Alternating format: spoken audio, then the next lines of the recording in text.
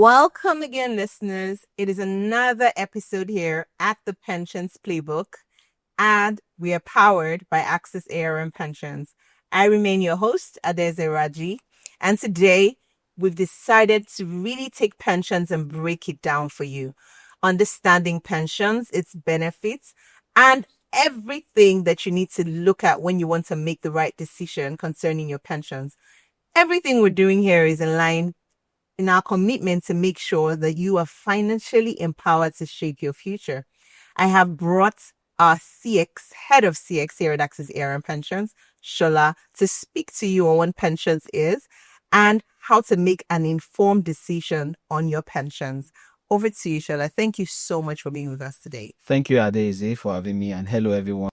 There's a lot of perception, misconception as to what pension is today, and I'll just put it simple. As a word on the street in the local parlance, there's a saying in cooperative that if you save, you will be broke. If you don't save, you will be broke. Why not save and be broke? So you know why you are broke.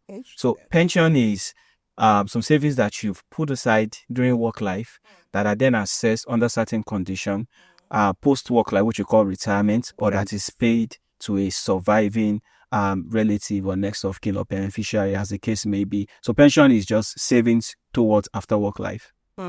That's as nitty-gritty as it gets. That's simple. What are the types of pensions that we have available to us? Yeah, thank you very much. Today, as someone in a paid employment or whichever level you are in your work life, as an organization at Access ARM Pensions, we believe so much in making what we offer to our people to be so personalized and seamless, something that's align with where you are now and then take you to where you want to be, give you that financial empowerment. Within the pension guideline, what the Commission has provided, Commission here means the National Pension Commission, which is to ensure that we give you what it's applicable to you. So there is the government non-pension that a lot of us are very familiar with, that was done under the old scheme, which was a defined benefit. And then they say you work after a particular period, you're entitled to get this. Some of those schemes were still maintained, and some organizations still run them, even within the private sector, which we call the approved existing scheme, where some organization says that you are entitled to certain benefits after you've worked for a while.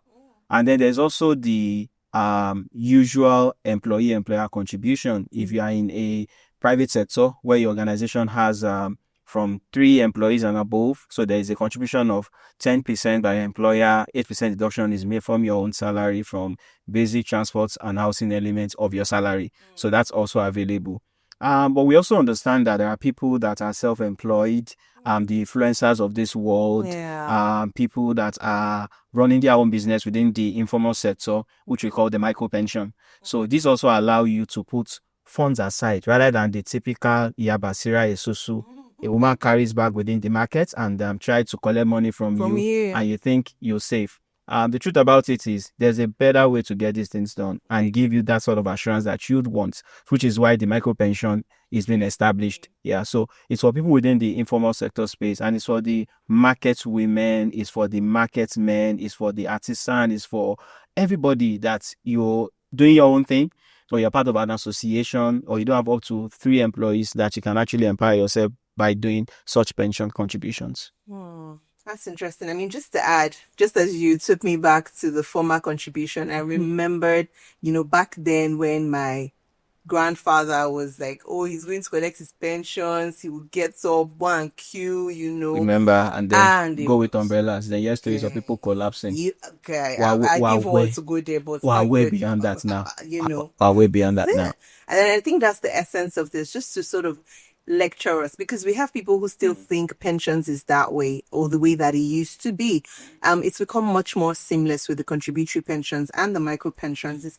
It's like having your pensions in your hand. It's tech savvy. You don't have to stand in queue. I mean, we're having this in our office. True about that. Yeah, comfort and all of that. Comfort. Yeah, true. And so that's the difference between what we used to have and what we have right now. But just tell me, how do you think that Access ARM offers pension solutions that can cater to the different needs of customers? What do you think we do here that makes it a bit different, or? Thanks for that question. Wonderful question. Quite important because that's the reason why we're in business in the first place. At Access ARM Pensions, we pride ourselves by saying that we are future shapers, meaning that we support you from cradle to grave.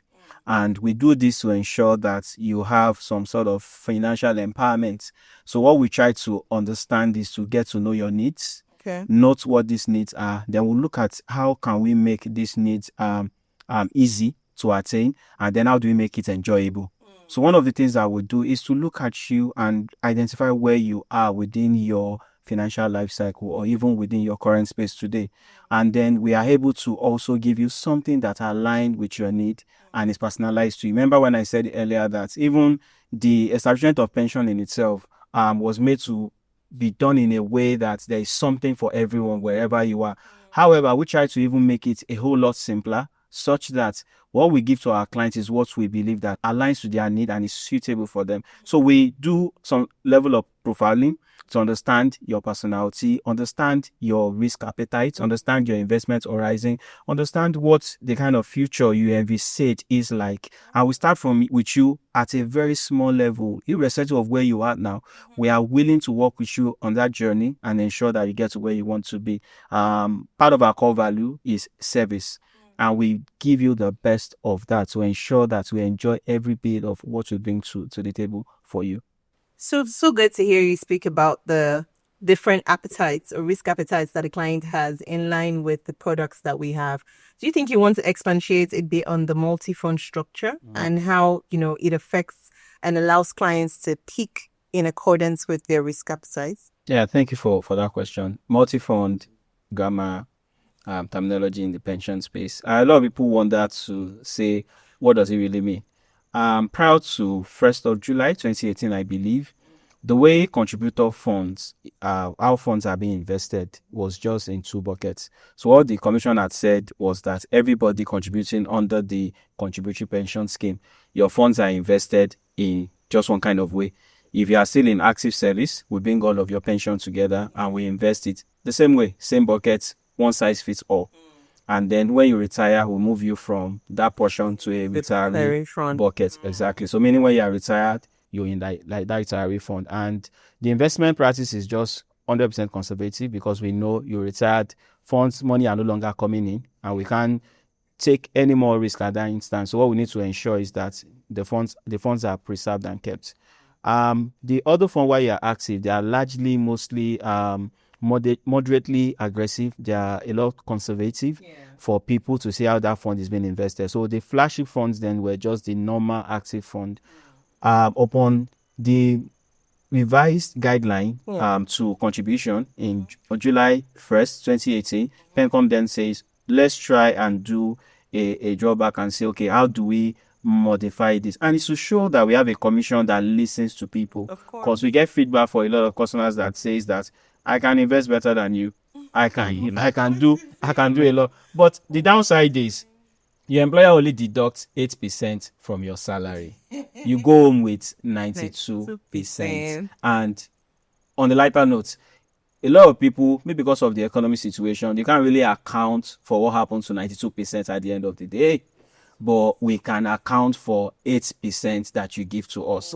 So because the commission listens to you and they say, how do we begin to align your contribution to your risk appetite and your investment horizon? We then say, let's further split it. So there are people who are quite aggressive and they are willing to take risk. And we advise this a lot to people who are under 30 or they are in their mid-30s, that you still know that you don't have any reason to retire within the next 10, 15 years. You still be in active service.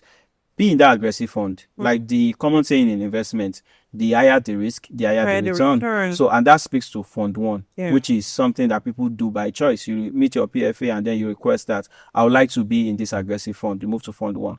And then there's the fund two that it's, like I said, is quite conservative, moderately risky. And this is for people who are just the natural fund for everyone, as long as you're not up to 50 and you're still in active service. And then we speak to fund three, which is for people who are 50 years and above, but still in active service. This category of people, we know that they are getting close to retirement. So they are quite conservative, a lot conservative. And because we know that in a matter of months, some days, some maybe less than a year or a year, they will come for their money because they're about to retire. So we need to ensure that wherever their money is being invested has to be something that we are guaranteed of the return, and they can come to us for their money at any point in time, which is unlike Fund One, that if you do some investments and the returns are not so good, you have longer period to make up. So for Fund Three, we are very mindful of that to ensure that the funds are well invested. And then there is Fund Four, which is for people that are retired. Once you retire, you move to Fund 4, which is what we've always had, and your funds are invested. Know that no active contribution is coming in anymore. You are no longer in service, you have retired, and then we are just investing what we have. We are paying your monthly pension on a monthly basis, and then we'll get to invest it. Those are the 4 funds. However, Pencom then says, how do we make provision? Well, we'll talk about the different types of pension that we have. Then there's a Fund 5, which is a micro pension, whereby we make provision for those in the informal sector. In fact, your maid, does she have a pension account? Your barber, your mechanic. This is not the KPI session. And then you meet them on a daily basis on the road. You understand? And these are your dry cleaner. They can have a pension account. That's Fund 5. And then there's Fund 6, which we refer to the ethical fund. And this, a whole lot of people relate it more to people of the Islamic belief, whereby you're trying to adhere to what the religion says, as to put your money where you are not really all about interest, but for the good of human, and then you get some profit on it. So, and that is Fund 6. So we have Fund 6 that is active for people who are still at work rather, and they're in active service. And then we have Fund 6 for those who have retired, meaning where your funds are invested is not something that has to do with tobacco, things that are against your belief, gambling, alcohol, and all of that, religious sentiment. So the funds are invested in places where it supports your belief, like the Sukuk Fund, which we use for the government, for road construction. Everybody has that for the good of human, and so on and so forth. So in that way, contributors can then on their own say that, oh, with all of these options that you have provided, I think this is the one for me. And where you are in doubt, speak to your financial advisor. That's where Access ARN come in to guide you further, to lead you. We hold you by the hand and we'll say, okay, let's work this journey together and identify the right fund for you. Thank you so much, Shola. Thank you. Two things that I wanted to point out. First of all, Shola almost attacked me. He was talking about how Fund 2 people are a certain age. He now almost touched my age bracket. I was just waiting so that he now moved it. I said, okay, because I'm in Fund 1 and I don't want to feel attacked. And then secondly, I think I just wanted to expatiate a bit on what Shola said based off of, conservative. And I'll let you expatiate a bit. You're speaking from an investment point of view, right? And so when you say investment in conservative, non-conservative, most people may not understand. I'm here for the listeners that are not as savvy as you are. True. Right? That don't understand what you mean by equities, you recover. So we're going to break it down just a little bit to say, so when you say funds are conservative, and then when you say the funds are not easily accessible, do you want to sort of break it down to explain variable income instruments, fixed income instruments, equities, what they mean, so that the customer is able to fully understand and appreciate those terms? Yeah, thank you for bringing that up, and it's very, very important in decision making. Like you've said, when we say the funds are sort of like either conservative or aggressive, it's just logical the way you would want to say, how do I want to invest my money? And within the investment space, there are ways whereby you invest. So it's either you put it in variable income instruments or you put it in fixed income instruments. Just English.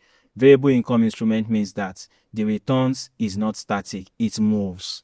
So when you start, probably you want to buy, you see a cup, I want to buy it.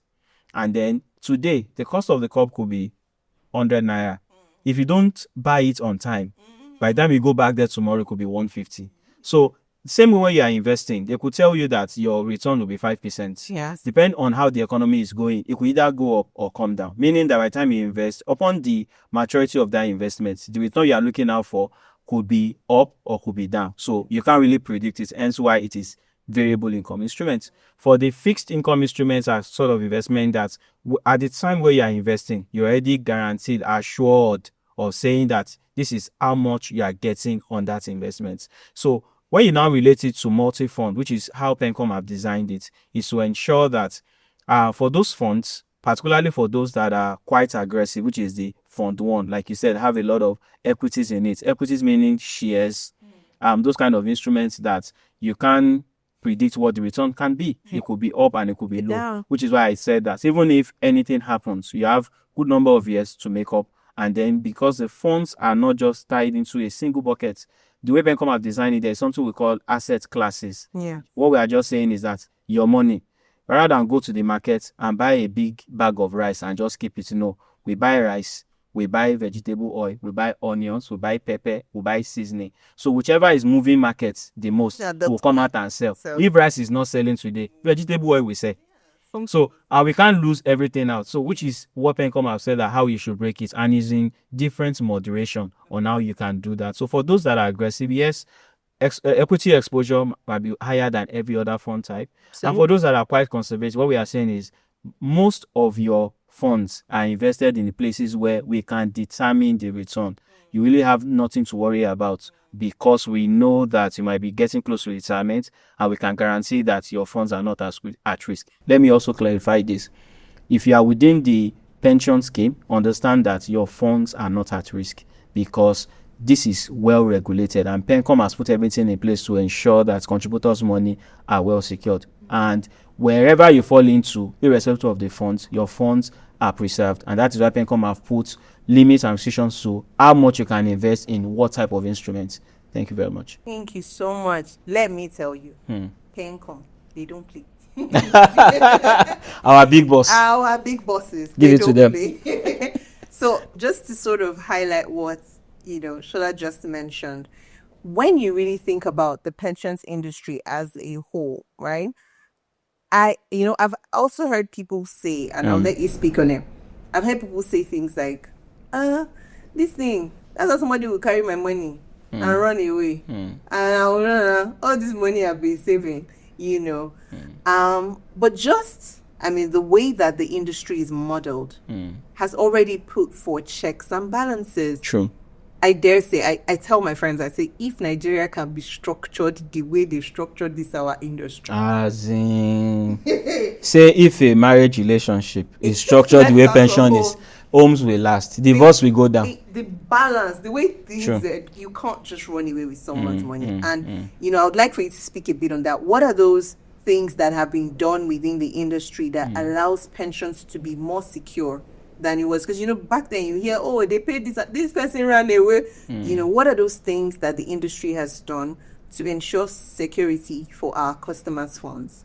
Thank you very much. There are some gates to which we cannot mention, but I know people know about those monies turning into things, dog, snake story, and animal farm. Animal farm. It doesn't happen within the contributory pension scheme. And like you rightly put it, from when this scheme was conceived, it was a lot of improvement from what we used to have. Absolutely. Either as what came up as a decree of former colonial masters, to what we have as National Provident Fund, to NSITF, and then we have the contributory pension scheme. And how it has grown over the years. The regulator have ensured that it is watertight. Hence why there are guidelines around everything. And PENCON don't play with sanctions. They don't play with sanctions. So, which is why they look out first for the interest of the contributors. And I must tell you, every RSA holder is first a customer of PENCOM than the PFA. Yes. And part of why today within this business, there are key stakeholders that manage it. So first we have the regulator, which is the National Pension Commission, number one boss. And you can't most likely do anything without them. Because, in fact, give them their flowers. So, which is why everything they've done is to ensure that every other stakeholder are able to carry out their functions effectively. And then there is the pension fund custodian. Pension fund custodian are the ones who warehouse these funds, meaning that when you pay those contributions, it doesn't go to your PFA. And for those that are really, really familiar with this scheme, you would understand that you don't just go to an office, somebody collects cash from you, and then you walk away. It's not a bank. So it's not a bank. Thank you. So you pay to a pension fund custodian who gets this fund. That is another stakeholder. Then the other stakeholder, which is the pension fund administrator, which is where we sit, your future shapers, Access ARM Pensions. We are the ones that does the administration of how the funds are being invested, how we advise you as what the guidelines says, how you can access your funds, how you continue to monitor your contributions to get the required returns and ensure that all of those things you are building towards your future. So how that is being done is the fact that, like what you said, the three of us cannot run away. No. So if PENCOM, government, cannot run, So the odds. custodian running, They're going PFA run. So, and you need all these three to come together before anything can happen. So it is quite important to note that PENCOM has so much designed the guidelines to ensure that contributors' money are well secured and it is safe. So that question of money missing or money running away cannot come to play. Animal farm issues, we know it doesn't exist. So really, that's what the case is. Absolutely. Just to add that, I mean, I've been in this industry long enough.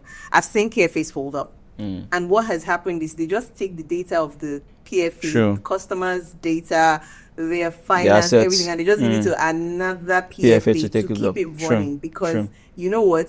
If you have a PFA, you can't have a PFC. Access ARM, we're not using Access Bank. We have to use a Different bank custodian, true. because that's the check in place, so that you're not saying, oh, my money is with Access. No. There's that check. Your money is with the PFC, managed by the pension PFA. fund administrator. Absolutely. Thank you so much. And just sort of as we start to round up, I would like to look out for the voluntary contribution. Okay. And I would like for you to also speak on tax savings, pensions being a tax savings instrument for our customers, just to throw more light on it and how they can use that voluntary contribution to save more, save on their tax. Please just take that away. Yeah, thank you so much for that question. So that's quite important, and I also need to correct this notion. A lot of people see AVC as a tool for tax avoidance, but no, it's actually more or less like a tool for retirement planning, and in a way to better shape your financial plans and see how you are able to build funds towards retirement. I think it was Warren Buffett that talked about the eighth wonder of the world, which is the power of compounding, of how you can grow. And he used the description of a snowball. When a snowball begins to roll, yeah, and then there's no snow in Nigeria, but picture a ball rolling and accumulating more snow and getting bigger. Almost.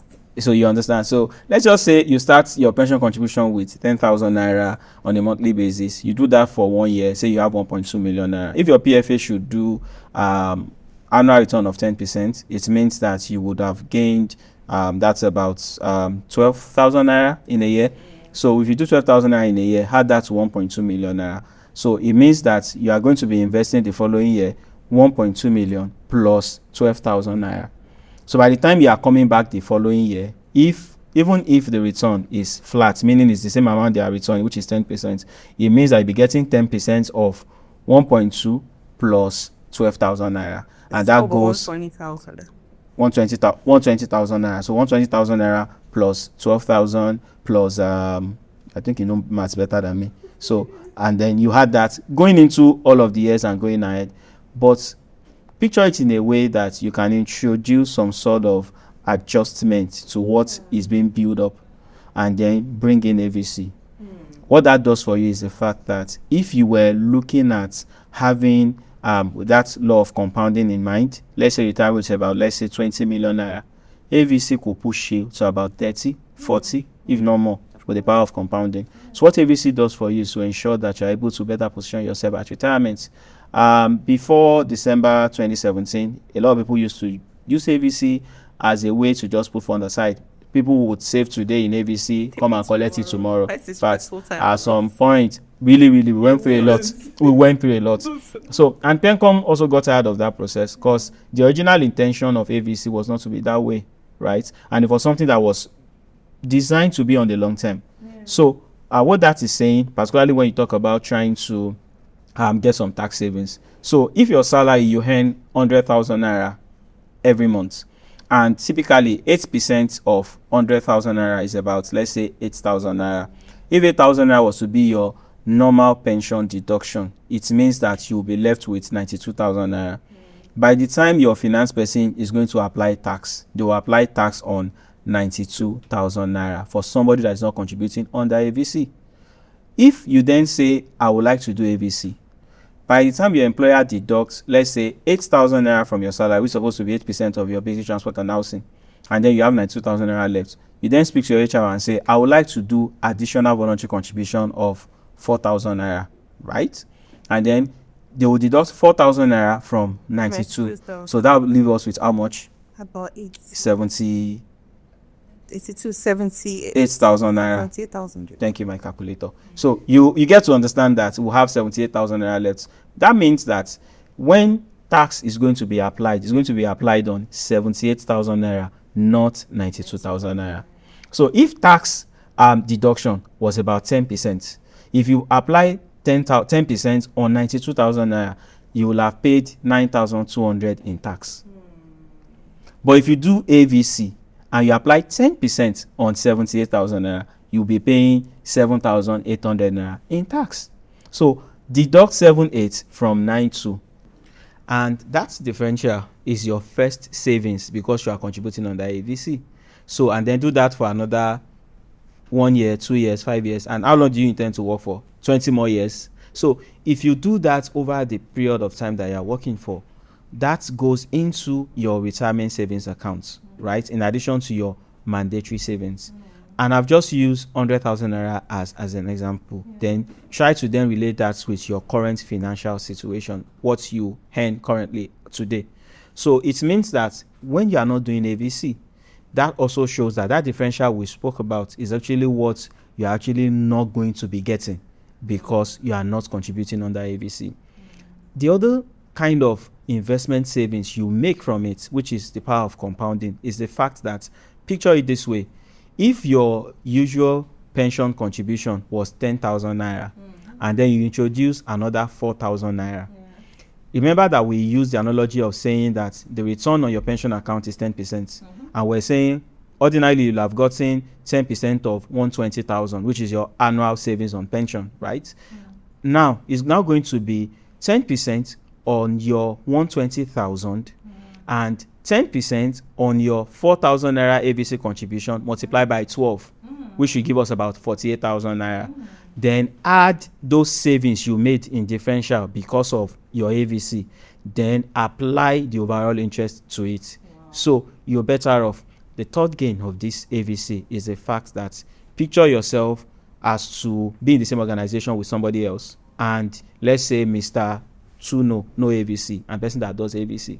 Even if your salary is the same and you make the same contribution towards your retirement savings account, he or she will be shocked at retirement the difference that will be between your assets in retirement and what their own assets would be, because you've decided to do AVC. So it gives you an edge as to what the size of your funds will be and what you are retiring with, and you have the power to decide that. So if you want to say, my current lifestyle now, can I maintain it when I'm no longer in active service? The answer is yes. Look at what you are contributing now. We can work it out for you and say, in the next 20 years, how much will my retirement balance be? Then how can I increase this? We'll tell you the differential to say, you still want to be earning 10 million naira on a monthly basis. That can be done. And then we'll tell you the differential, and you can make it up in AVC to be able to build wealth towards your retirement. Thank you. All very nice and really interesting. Okay, on calculation, I think at the point I now realize it is. We now said message. Exactly. Thank you so much. I think that for me it's quite key. I mean, more importantly, what my take out of this is that's 8,000 naira that they saved for you, right? Yeah. You know, because I get a lot, and believe me, I mean, as client facing, your client facing, Yeah. we get this a lot. Customers are clamoring, give me the money. I will save more. Let's be frank with ourselves. All the one they've given us, what have we saved from inside of it? Well, And we've also forgotten there's a 10% bit that came from your employer, well. which would actually not have come if not that for the was- pension scheme. Exactly. Sure. So that's another way to look at it. And of course, just being able to take a look at the ABC to see how it is that you're able to save money, reduce your tax obligations, not tax avoidance, because you will still pay tax. True. And then save more money towards retirement. And I think I had 2 customers like that. Both of them were with Artist ARM, and when they were comparing, I don't know why customers do that thing at retirement. They compare. for the life of me, They do that a lot. Sessions for another person, but these people are constantly checking themselves because they're close to retirement. And one of them called me and said, Adeze, why is it that this man, why is his money more? And I was like, I have to come and investigate because both of you are with us, so the investment is the same. Of course, by the time I came, I found out that Mr. A was the lead. AVC, wow. Differential was monumental. Like he's seen million difference, and being for a period of time. I mean, at that point, even me, I sat down and I said, this ABC thing, I think I have to really key to it so that at retirement, so that will not come and look at the pension and show me. I'm like, what's going on here? So thank you so much for highlighting all of that. Thank you. Do you have anything to add before we wrap up? So just to say this, that again, retirement planning goes beyond your pension account. It's just one aspect of it. And as a business, particularly for what we do, we provide you with a dedicated relationship manager. We give you, part of our core value is innovation. We'll give you pension at your fingertips with our mobile app, Talk to Penny, our 24/7 contact center, multilingual, which you can engage us with. We have our chatbot, which you can also ask further questions and get this conversation going. And we also want to partner with you to see how we can build wealth. It's called estate planning, towards when you will not be able to say, I'm going to work anymore, or no salary is coming. So let's do this together and ensure that we build wealth towards retirement and beyond the retirement savings account, and advise you on other investment that you can do. Get a will. It is not a taboo to talk about will. It's not a death sentence. Get a trust and all of those things. And let's see how we can partner together and preserve your assets such that you are able to benefit from it while you are here, because you've worked for the money. And then after life, you are also able to put something down to your beneficiaries, or how you want your assets to be administered. So we are available to you. We are in the 36 states. You can reach us on our multilingual channel, our chatbots, digital platforms, and so on and so forth. And that'll be all from me. Thank you. Thank you so much. You touched on will, and that's quite edgy. Such a sensitive topic. And I say this because I've been in the industry long enough to know that will is so important. Try to get a will. Once you know, because especially when you have a lot of money, you want to make sure that it goes to the right beneficiary when you've passed on. You don't want to work this long and someone else takes the benefit of what you've worked for. And then to the relationship managers, we have them. We have our app, our chatbots, so many touch points for you, our customers. Thank you so much for being with us through this episode and just taking the time to learn with us. I remain your host, Adeze Raghi, and this is Pensions Playbook, powered by